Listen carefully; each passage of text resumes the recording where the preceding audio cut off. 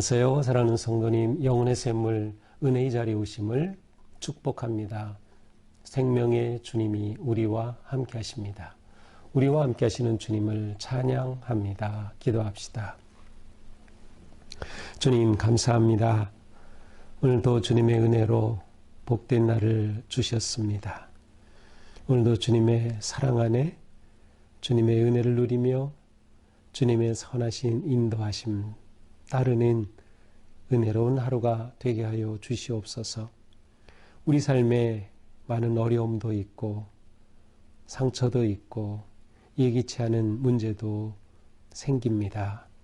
그러나 어떠한 순간에도 우리를 향한 하나님의 사랑은 변함없음을 기억하면서 주님의 그 사랑 안에 머물 수 있도록 우리의 마음과 생각을 지켜 주시옵소서. 이 시간 주님의 말씀을 읽을 때 또한 묵상할 때 우리 성령님 오셔서 말씀의 의미를 밝혀주시고 깨닫게 하시고 보게 하시고 주님의 음성을 듣게 하여 주시옵소서. 주시는 그 말씀대로 살아갈 용기와 지혜도 주시옵소서. 오늘도 생명의 말씀으로 채워주셔서 사순절 은혜의 길 승리하게 하여 주시옵소서. 예수님 이름으로 기도합니다. 아멘. 오늘 우리에게 주신 말씀은 마가복음 10장 13절에서 22절입니다. 사람들이 예수께서 만져주심을 바라고 어린 아이들을 데리고 오매 제자들이 꾸짖거늘 예수께서 보시고 노하시어 이르시되 어린아이들이 내게 오는 것을 용납하고 금하지 말라. 하나님의 나라가 이런 자의 것이니라. 내가 진실로 너희에게 이르노니 누구든지 하나님의 나라를 어린아이와 같이 받들지 않는 자는 결단코 그곳에 들어가지 못하리라 하시고 그 어린아이들을 안고 그들 위에 안수하시고 축복하시니라. 예수께서 길에 나가실새 한 사람이 달려와서 꿇어앉아 묻자오되 선한 선생님이여 내가 무엇을 하여야 영생을 얻으리이까? 예수께서 이르시되 네가 어찌하여 나를 선하다 일컫느냐? 하나님 한 분 외에는 선한 이가 없느니라. 네가 계명을 안 하니 살인하지 말라, 간음하지 말라, 도둑질하지 말라, 거짓 증언하지 말라, 속여 빼앗지 말라, 네 부모를 공경하라 하였느니라. 그가 여짜오되 선생님이여 이것은 내가 어려서부터 다 지켰나이다. 예수께서 그를 보시고 사랑하사 이르시되 내게 아직도 한 가지 부족한 것이 있으니 가서 네게 있는 것을 다 팔아 가난한 사람들에게 주라. 그리하면 하늘에서 보화가 네게 있으리라. 그리고 와서 나를 따르라 하시니 그 사람은 재물이 많은 고로 이 말씀으로 인하여 슬픈 기색을 띠고 근심하며 가니라. 아멘. 오늘의 말씀에서 다시 한번 예수님은 천국에 관한 말씀을 주십니다. 자, 이번에 또다시 어린아이들이 등장을 하죠. 우리는 앞에서 9장 37절에서 제자들이 서로 누가 높은지 막 다투었던 그 자리에서 예수님이 어린아이들을 불러다 안으시면서 그들에게 교훈하신 적이 있었어요. 자, 오늘도 제자들이 이 어린아이가 등장합니다. 자, 13절이죠. 사람들이 예수께서 만져주심을 바라고 아이들을 데리고 오매. 자, 예수님이 오시니까 부모들이 아이들을 축복해 주시기를 바라면서 예수님께로 데리고 온 것 같아요. 이 당시에는 보통 이제 어린아이들은 회당의 랍비들 또 지도자들이 이렇게 안수하시면서 축복해주는 그러한 풍습이 있었는데 아마 예수님께서 그렇게 아이들을 축복해 주시기를 기대하면서 데리고 왔던 것 같아요. 자, 그런데 제자들이 꾸짖었습니다. 아이들을 꾸짖었는지 아니면 부모를 꾸짖었는지는 정확하지 않아요. 어쨌든 여기서 중요한 것은 아이들을 데리고 오는데 꾸짖었다. 그 아이들을 배척한 겁니다. 환영하고 환대한 것이 아니라 배척한 것이죠. 그러자 예수님께서 이것을 보시고 노하셨어요. 자, 예수님이 노하신 장면이 몇 장면 나오는데 바로 이 순간 예수님께서 굉장히 격분하셨음을 보여줍니다. 아니, 어떻게 저럴 수가 있지. 나를 따른다는 제자들이 말이죠. 예수님이 노하시어서 말씀하십니다. 어린아이들이 내게 오는 것을 용납하고 금하지 말라. 하나님의 나라가 이런 자의 것이니라. 자, 어린아이들이 내게 오는 것을 환영하고 금하면 안 된다. 하나님의 나라가 이런 자의 것이니라. 하나님의 나라는 이 어린아이와 같은 자의 것이다. 자, 9장 앞에서 나왔던 37절에도 보면은 누구든지 내 이름으로 어린아이를 영접하면 나를 영접한다. 그래서 어린아이를 영접하는 것이 곧 예수님을 영접하는 것이고 그것은 곧 하나님을 영접하는 것이다 라고 말씀하시는데, 여기에서는 어린아이와 같이 아니하면 결코 하나님 나라에 갈 수 없다는 것이에요. 그래서 15절에 말씀하죠. 내가 진실로 너에게 이르노니 누구든지 하나님의 나라를 어린아이와 같이 받들지 않는 자는 결단코 그곳에 들어가지 못하리라. 어린아이 같이 하나님의 나라를 그렇게 받들지 않으면, 받든다는 것은 받아들인다는 겁니다. 아, 하나님의 나라는 이런 나라야 라고 하나님의 나라를 이해하고 하나님 나라의 그 뭐라고 할까요? 성품, 하나님 나라의 법칙, 하나님 나라의 그 모습을 받아들일 때에 진정한 하나님의 나라를 누리게 된다는 것이에요. 그러면서 어린아이들을 안아주시고 그들을 위해 안수하시고 축복해 주십니다. 이 안수한다라고 하는 것은 굉장히 상징적인 의미가 있어요. 우리말로 한자 말로는 어우를 안, 손으로 어우르면서 받아준다는 것인데, 여기에는 축복의 의미도 있고 전달의 의미도 있어요. 축복하고 안수하면서 하나님의 사랑을, 또한 하나님의 은혜를 부어주는 그러한 의미가 있죠. 그리고 이렇게 어린아이들을 축복해 주십니다. 자, 여기서 우리는 예수님의 태도와 제자들의 태도가 서로 대비되어 있음을 볼 수 있습니다. 제자들의 태도는 여기는 하나님의 우리 이 주님이 계시는데, 우리 주님이 말씀하고 계시는데 어디 감히 하면서 굉장히 경계를 세우고 담을 쌓는 거예요. 그래서 자기들만의 어떤 특권이 있는 것처럼 그렇게 담을 쌓는 거죠. 그리고 아이들을 배척하는 겁니다. 너희들은 우리에게 무슨 아무 도움이 되지 않아.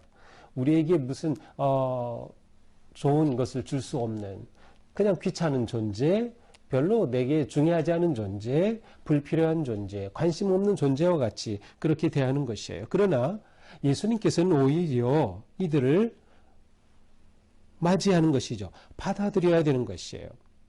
그들을 환영하는 것이에요. 결국 예수님께서 이 어린아이와 같이 받든다라고 하는 이 모습을 통해서 하나님의 나라는 열린 나라임을 보여줍니다. 하나님의 나라는 열린 나라, 닫힌 나라가 아니에요. 경계선을 긋고 자기들만이 누리고 좋아하는 나라가 아니에요. 하나님의 나라는 열린 나라. 어떻게 열려 있습니까? 병자들에게 열려 있고, 그 당시 인정받지 못하던 여성들에게 열려 있고, 더군다나 소유물로 여겨졌던 어린아이들에게도 열려 있는 겁니다.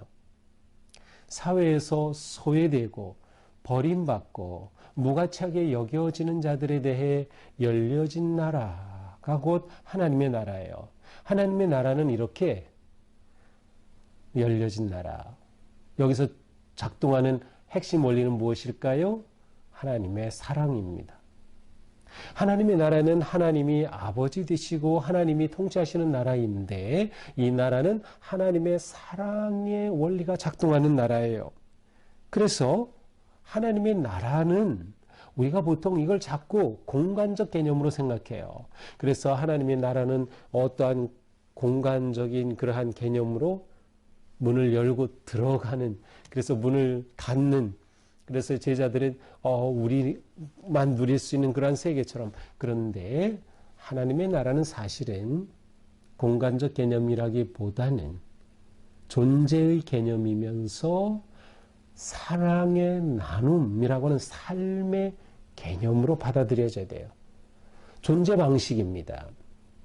하나님의 법이 다스리는 존재 방식이에요. 하나님의 사랑의 법이 다스리는 존재 방식. 하나님의 나라의 핵심 개념은 하나님이 다스리신다는 거죠. 하나님의 다스리심은 사랑과 은혜와 관용과 용서로 다스리시는 거죠. 바로 그와 같은 겁니다. 아, 하나님의 나라는 이런 나라야 라고 그 하나님 나라의 가치를 내가 받아들이고 그 가치에 따라 사는 삶이 곧 하나님 나라에 들어간 삶과 같은 거예요. 하나님 나라를 누리는 삶인 거죠. 이것은 너무나도 우리에게 중요한 것입니다. 하나님의 나라는 우리에게 하나님께서 주시는 놀라운 선물입니다. 그리고 그 하나님의 나라는 사랑으로 체험하고 사랑으로 누리며 사는 나라죠. 그래서 어린아이와 같이, 어린아이는 우리 앞에서 봤죠? 9장에서 어린아이는 전적으로 부모 의존하는 거예요. 전적으로 따르고 순수하고 이기심이 없고 교만하지 않고, 하나님의 나라는 바로 이러한 가치가 작동하는 그러한 나라입니다. 자, 이렇게 예수님이 제자들에게 어린아이를 통하여 하나님의 나라에 관해 말씀하신 후 또 가시는데, 한 사람이 달려와서 이번엔 예수님 앞에 무릎을 꿇고 묻습니다. 선생님, 내가 무엇을 해야 영생을 얻겠습니까? 아, 이 사람은 참 대단한 사람이에요. 왜? 영생에 관해 인생의 질문을 하고 있기 때문이죠. 영생에 대한 열망이 있는 겁니다. 아, 내가 어떻게 영생을 얻을 수 있지? 영생에 대한 갈망이 있는 거예요. 너무나도 중요한 거죠. 그리고 이 물음은 정말 인생에서 중요한 물음이었어요. 지금 우리에게도 마찬가지죠. 우리가 무엇을 해야 영생을 얻으리까? 과연 내가 영생의 삶을 어떻게 살 수 있을까를 묻는 것이죠. 자, 그러자 예수님이 말씀하셔요. 네가 어찌하여 나를 선하다느냐? 예수님 보고 선한 선생님 하고 다가왔거든요. 어찌하여 나를 선하다느냐? 하나님 한 분 외에는 선한 이가 없다. 오직 하나님만이 선하신 분이다. 자, 예수님은 여기서도 하나님을 온전히 드러내시죠. 예수님은 오직 하나님의 뜻을 따르는 자일 뿐, 하나님의 뜻에 순종하는 아들임을 말씀하고 계셔요. 자, 그러면서 계명을 말씀하십니다. 이것은 바로 십계명에서 뒷부분에 있는 인간관계 속에 주어진 계명이에요. 네가 계명을 알고 있지. 가늠 말라, 살인 말라, 도둑질 말라, 거짓 증언 말라, 빼앗지 말라, 속이지 말라, 부모를 공경하라. 이러한 십계명의 말씀을 하셔요. 아, 그러자 이 예수님 앞에 온 이 사람이 예수님께, 자신있게 말합니다. 이것은 내가 어려서부터 다 지켰습니다. 정말 훌륭한 사람이죠. 계명을 그대로 지키는 참 훌륭한 사람이에요. 그런데 예수님은 이 사람에게 이렇게 말씀하셔요.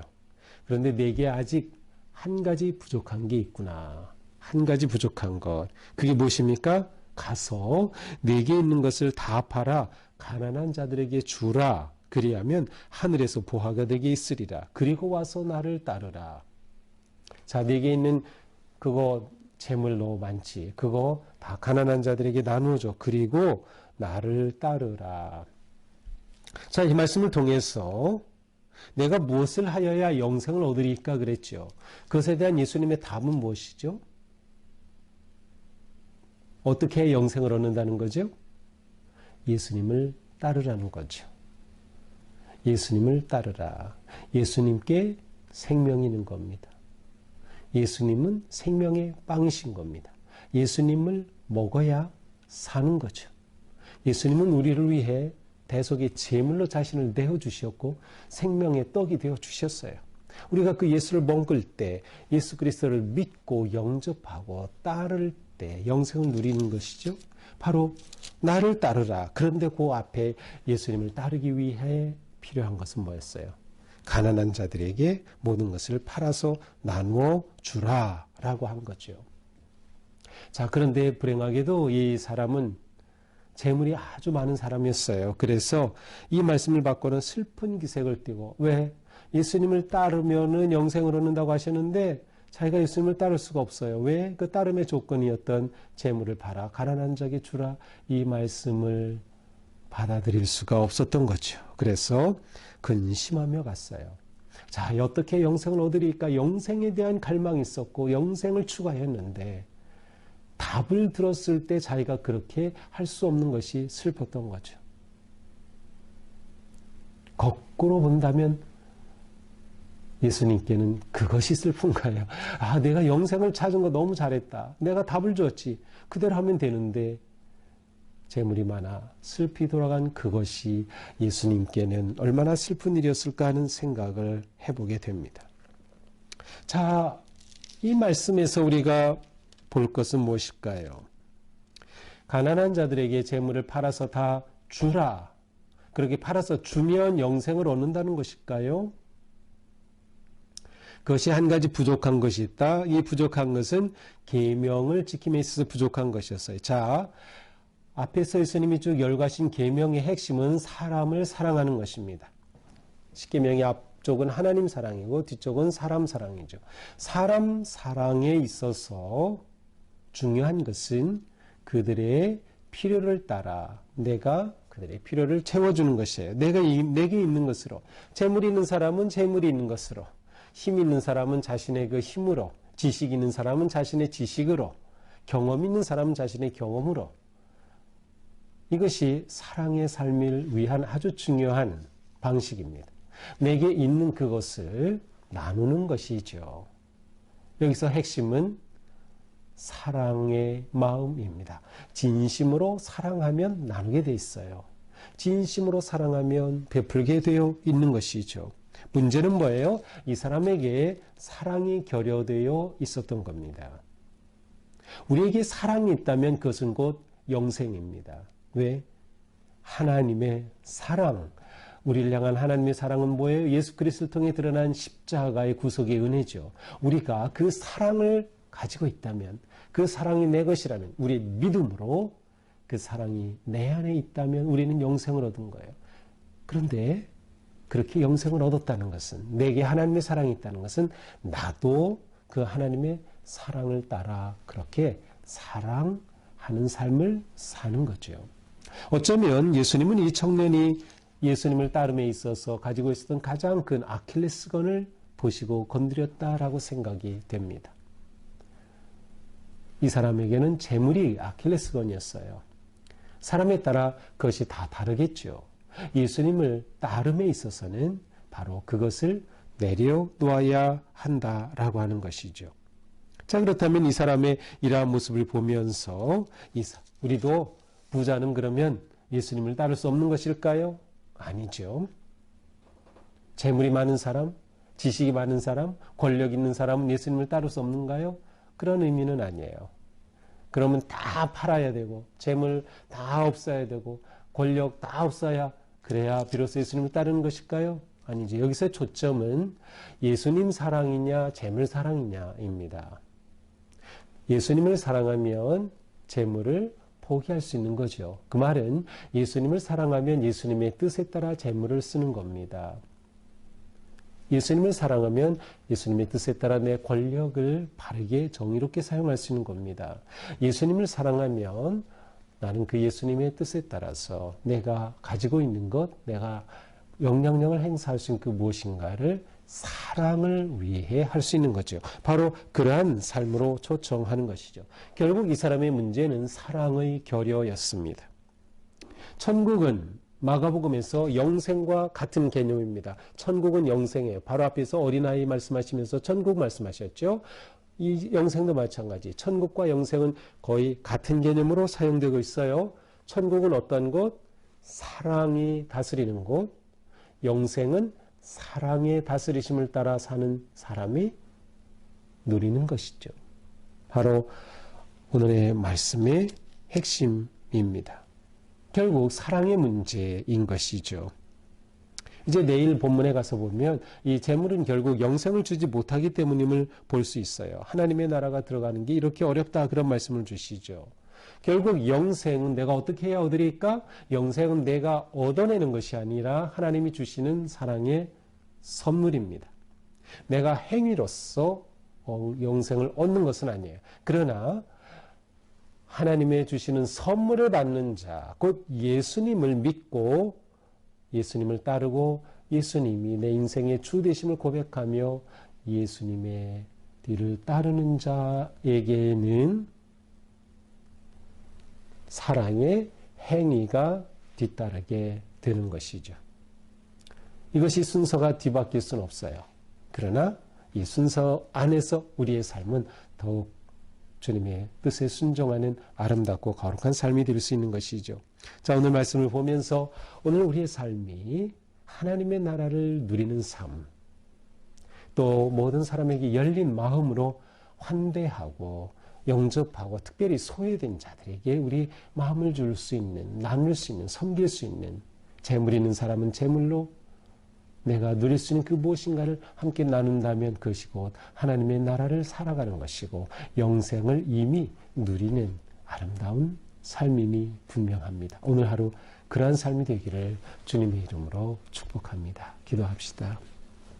주님, 오늘 주신 말씀 우리가 기억하면서 오늘 하루가 주님의 나라를 누리는 삶, 영생을 누리는 삶이기 원합니다. 우리가 사랑의 삶을, 사랑의 가치를 따르는 삶을 살아낼 수 있도록 인도하여 주시옵소서. 예수님 이름으로 기도합니다. 아멘. 네, 오늘도 우리에게 천국의 기쁨과 소망 가득하기를 축복합니다. 사랑합니다.